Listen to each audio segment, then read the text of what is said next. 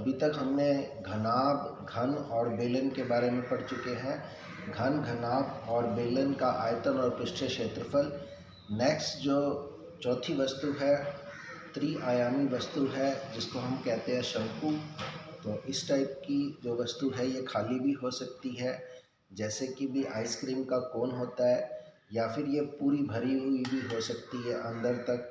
चाहे इसमें आप कह लो कि लोहा भरा हुआ हो, चाहे लकड़ी भरी हुई हो। तो इसको ऐसे भी देखा जा सकता है, ऐसे भी देखा जा सकता है। तो ये एक कोन है, कोन जिसको हम हिंदी में शंकु बोलते हैं। नेक्स्ट चीज है शंकु, कोन।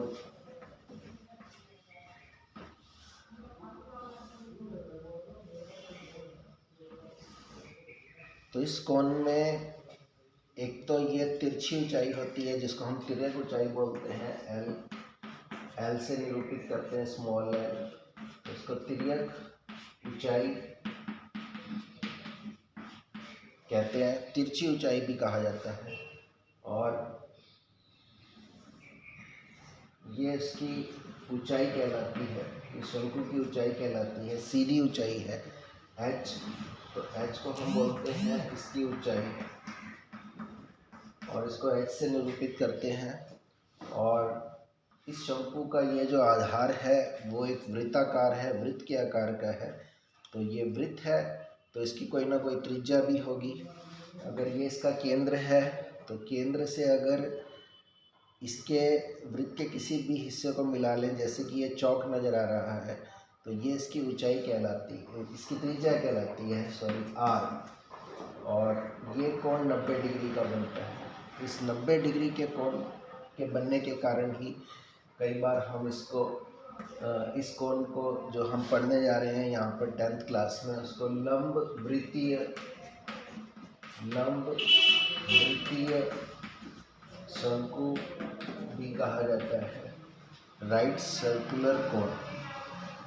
तो जो हम 10th में शंकु पढ़ने जा रहे हैं वो लंब वृत्तीय शंकु है, मतलब ये ऊंचाई और त्रिज्या के बीच में 90 डिग्री का कोण।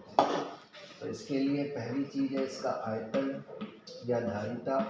तो इसका आयतन आपको याद रखना है 1/3 पाई r स्क्वायर h होता है, मतलब 1/3 गुना पाई r स्क्वायर का मतलब r गुना r गुना h। और दूसरी चीज होती है इसका वक्र पृष्ठीय क्षेत्रफल। वक्र पृष्ठीय क्षेत्रफल का मतलब ये जो गोलाई वाला क्षेत्रफल है ये कितना है। तो इसका वक्र पृष्ठीय क्षेत्रफल आपको याद रखना है, वक्र पृष्ठीय क्षेत्रफल। तो ये आपको याद रखना है पाई r l, पाई गुना r गुना l, और पाई की वैल्यू आपको पता है 22/7। और तीसरी चीज होती है इसका कुल पृष्ठीय क्षेत्रफल, कुल पृष्ठीय क्षेत्रफल। तो कुल पृष्ठीय क्षेत्रफल में दो चीज़ें आ जाएंगी, एक तो इसका वक्र पृष्ठीय क्षेत्रफल और इसका जो ये नीचे वाला वृत्ताकार भाग है उसका क्षेत्रफल। अगर ये ऐसे भरा हुआ होता, इसके नीचे एक वृत्त लगा होता, तो उसका क्षेत्रफल भी हमें चाहिए था। तो वो वृत्त का क्षेत्रफल होता है, और वृत्त का क्षेत्रफल आपको पता है पाई r स्क्वायर होता है। तो इसका कुल पृष्ठीय क्षेत्रफल होगा वक्र पृष्ठ का क्षेत्रफल जमा वृत्त का क्षेत्रफल। वक्र पृष्ठीय क्षेत्रफल ये वाला हमारे पास आ गया है पाई r l, और प्लस इसके नीचे वृत्ताकार का क्षेत्रफल, तो वो होता है पाई r स्क्वायर। तो यहाँ से पाई r अगर हम कॉमन ले लें तो यहाँ से बचेगा l, पाई r कॉमन जाएगा r स्क्वायर में से तो एक r बचेगा। तो ये बन गया पाई r गुना l प्लस r। तो ये इसका कुल पृष्ठीय क्षेत्रफल है, ये आपको याद रखना है। और यहाँ पर एक बात और आपको याद रखनी है, कई बार h और r दे दिया जाता है और l की वैल्यू हमें चाहिए होती है, या फिर l और r दे दिया जाता है और हमें h की वैल्यू चाहिए। तो l, r और h में एक रिलेशन है, वो आप याद रखेंगे। यहाँ पे ये h है और ये L है और ये R है, दोनों के बीच में ये कोण 90 डिग्री का है। तो यहाँ पर हम पाइथागोरस प्रमेय का यूज़ कर सकते हैं।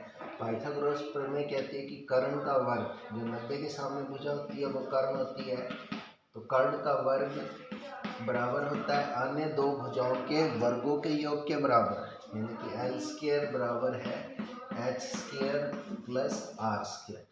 यहाँ से अगर हमें L चाहिए तो ये वर्ग दूसरी साइड जाके वर्गमूल में बदल जाएगा, तो ये हो जाएगा वर्गमूल H square plus R square. तो ये रिलेशन आपको याद रखनी है, L बराबर है H square plus R square under the root वर्गमूल, या फिर L स्क्वायर बराबर है H square plus R square.